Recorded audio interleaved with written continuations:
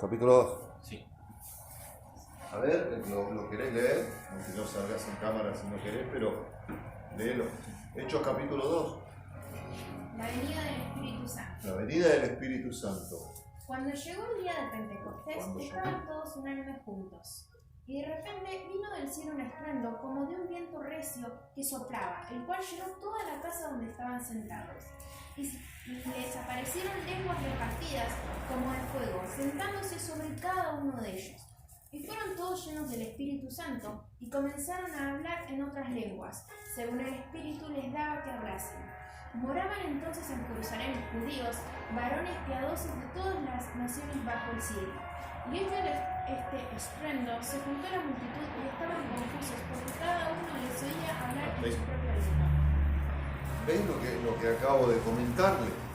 La realidad de la Escritura tiene poco que ver con el movimiento pentecostal, porque no negamos la mano de Dios para traer un avivamiento a la tierra a través del avivamiento de la calle Azusa en el año 1900 y moneda, a principios de 1900 en los Estados Unidos.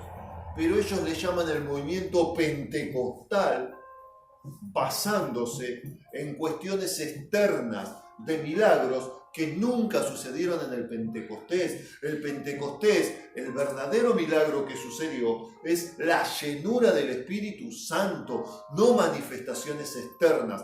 Durante el Pentecostés bíblico, nadie tuvo una sanidad física, nadie tuvo una sanidad de tipo una persona que estaba enajenada, loca, y entonces Dios la compuso. Nadie tuvo una sanidad psíquica. Lo que todos tuvieron fue una sanidad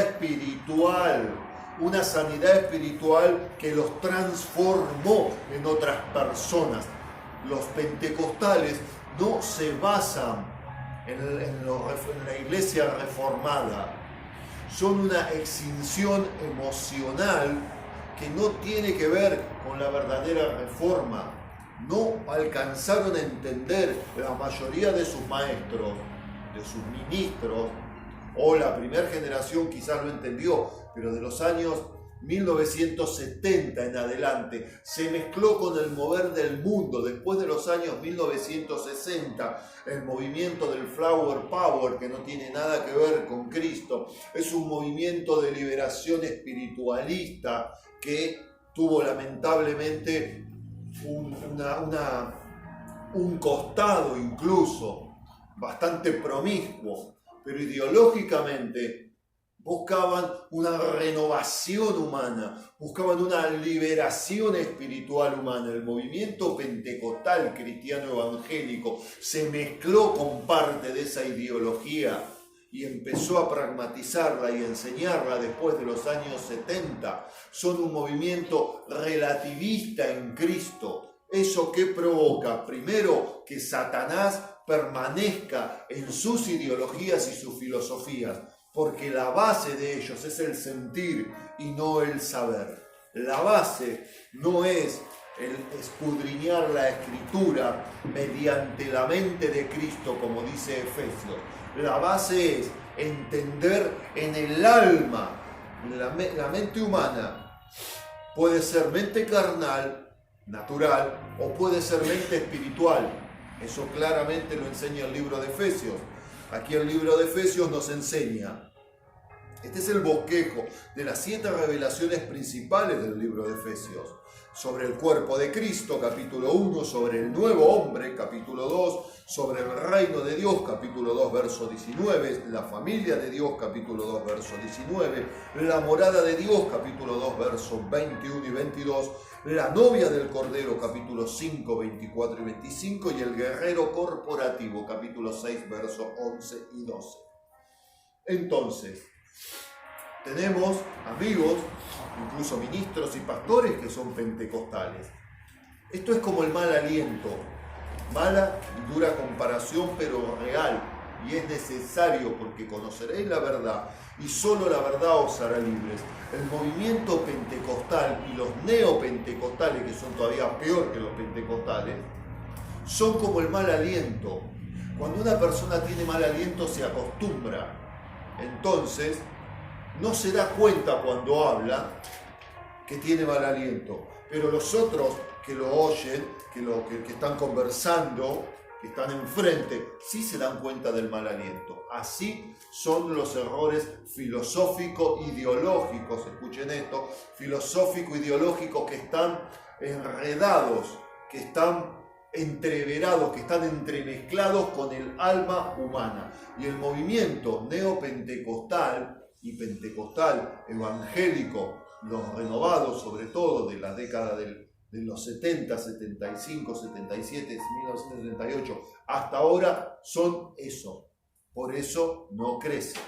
Y me preocupa que en el concilio del reino de Dios en el planeta Tierra, del cual soy uno de los responsables en una docena de países de 3 continentes, más de una docena de países de 3 continentes, de 5 o 6 idiomas diferentes, están regados la filosofía pentecostal. Entendamos que el pentecostalismo no puede lograr, bajo la ideología que tiene, ni la manera en que se desarrolla, que las personas lleguen a la estatura del varón perfecto, porque dejan de lado la reforma, dejan de lado lo reformado, dejan de lado la luz que Dios trajo para transformar la realidad espiritual a través de Martín Lutero, a través de Juan Calvino, a través de John Knox y otros autores a finales de 1500 y principios de 1600. Eso no sucedió como una renovación del árbol de la ciencia del bien y del mal. No sucedió como una renovación de la mente solamente, sino que fue una renovación de Dios, fue una reforma, no solo porque Martín Lutero generó algunas reformas de tipo dogmático o de tipo de lo que se creía en cuanto a la fe cristiana, sino porque hubo una reforma dentro del espíritu de montones de ministros y de cristianos. Dios provocó esa reforma para reformar, valga la redundancia, la manera ideológica e emotiva como ellos veían la cristiandad, el sacrificio de Cristo, la economía de Dios, el propósito divino.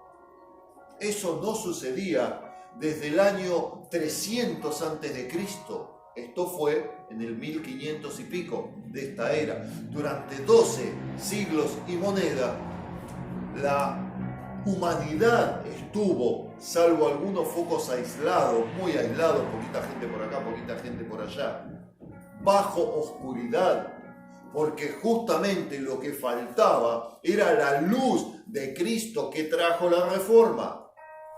De ahí el Canon de Dort del año 1619 y de allí para adelante. Situémonos desde 1619 para adelante.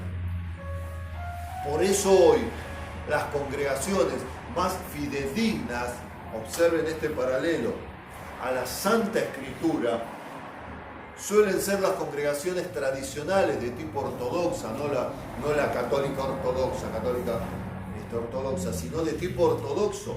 Los presbiterianos, incluso parte de los bautistas ortodoxos, los anglicanos, es la luz que tienen, es descomunal en relación con las nuevas denominaciones cristianas que fueron generándose a partir del movimiento pentecostal, que es un movimiento que tiene mucho avance en términos de convertir a las personas, en términos de que acepten a Jesucristo como Señor y Salvador, pero tiene una total nulidad para llevar a esas personas a la estatura del varón perfecto, que es Cristo, para que Cristo fluya, nazca, se engrandezca en ellos, porque están pegadas sus ideologías filosóficas al alma, y el alma humana está caída.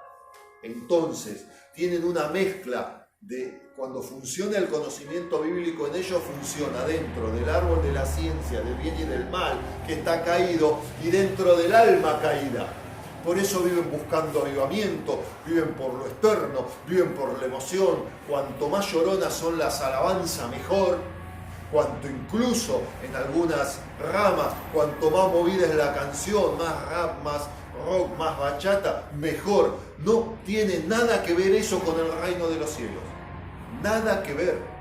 Es una mezcla promiscua de la verdadera revelación, del verdadero acto trascendental de Jesucristo, de hacernos nuevas criaturas, introducirnos en un reino nuevo, darnos leyes totalmente diferentes a la de esta tierra.